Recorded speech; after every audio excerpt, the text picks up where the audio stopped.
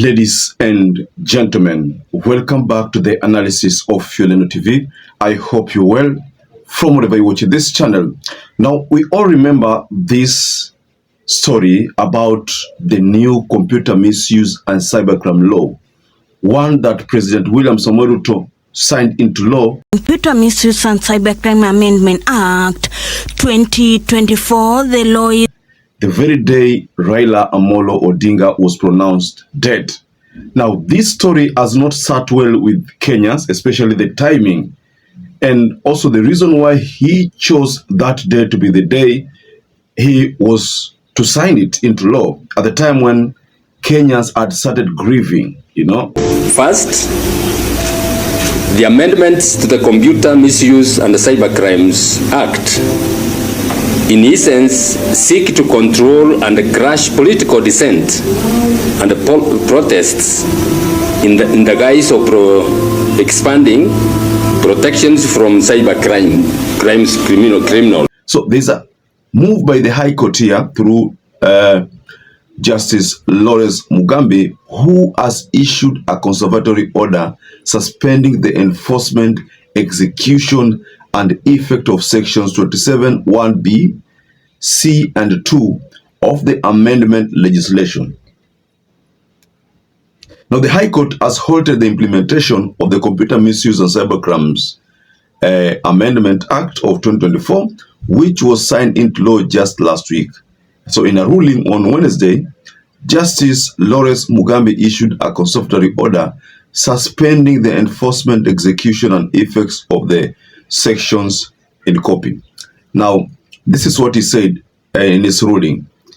Pending the hearing and determination of this application, a conservatory order is hereby issued suspending the enforcement, implementation, and operation of sections 27(1)(b), C, and 2 of the Computer Misuse and Cybercrimes Amendment Act 2025.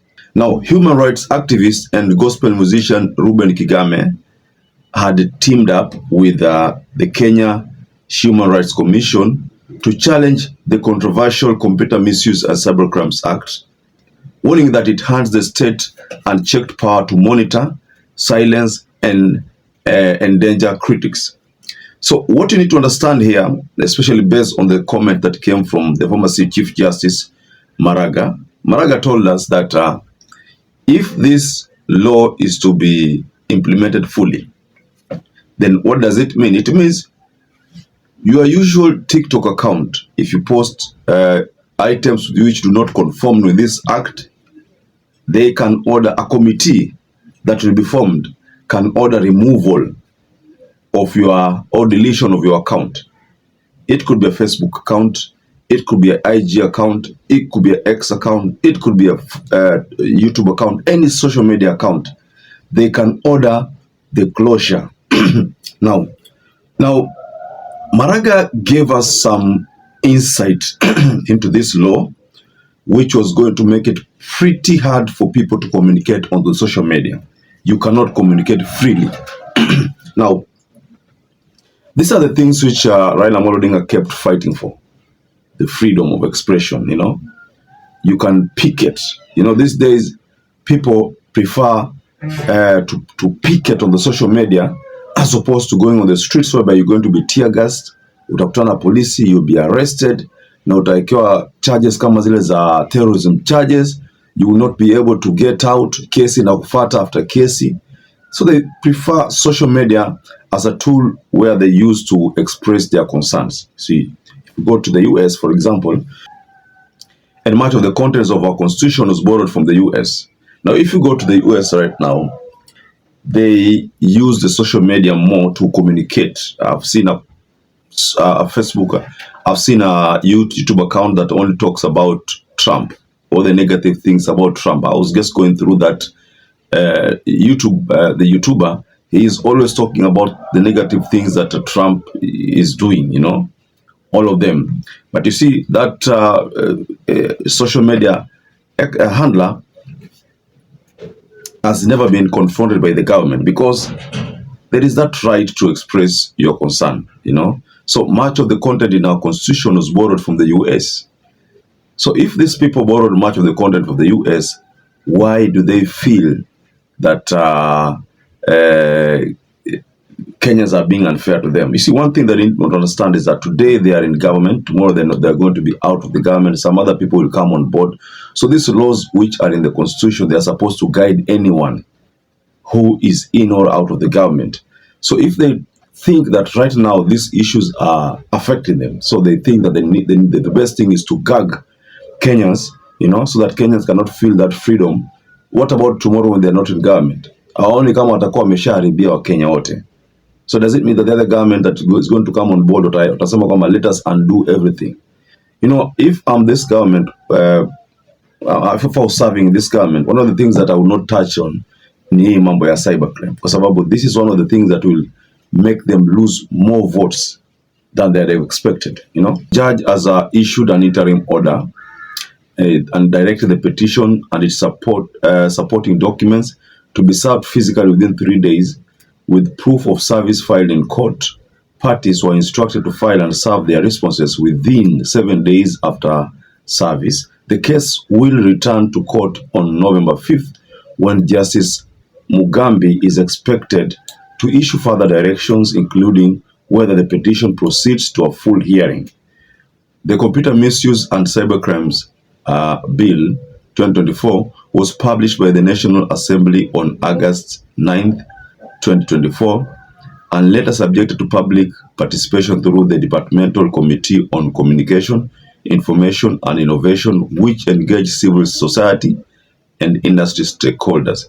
The new amendment seeks to expand the definition of computer misuse to include unauthorized system access and modification and criminalize ICT-enabled offenses targeting networks or data. The law also introduces provisions banning the use of electronic media to promote terrorism, extremist ideas, and cult-related practices. That is all about that act which Kenyans are crying about. All right, thank you very much. My name is Anthony Karumba, the Deputy President, Vibe Tribe. And this is Vibe Tribe Kenya, the One Tribe, One Nation movement. And as you well know, right from the year 2024, with the young people, the Gen Zs, millennials, young dreamers, everybody across the nation, we came out and said enough is enough to corruption, enough is enough to lack of transparency and accountability in leadership, and we said we must get good governance that we are asking for. And from that time, we've been vocal enough and we've been actually asking for this good Kenya, but we have not seen. It has taken us time, but still we have not given up. We still hope for a better Kenya. But now we come here to Milimani Law Court to challenge the recent controversial bills that were actually signed into law by the President of the Republic of Kenya, which denies the Kenyan people the freedom of speech, which is our constitutional right. And we know very well that freedom of speech is not just a right, but it is a test. And if this freedom only protects the popular opinion, then that is not freedom. And that is why the young people of the Republic of Kenya, we will not be quiet. This great afternoon, we have actually filed a petition to challenge this. And we want to say, we are going to use all the conventional and constitutional means possible to make sure that we fight for the justice and to make sure that the rights of Kenyans will not be sabotaged by individuals in power.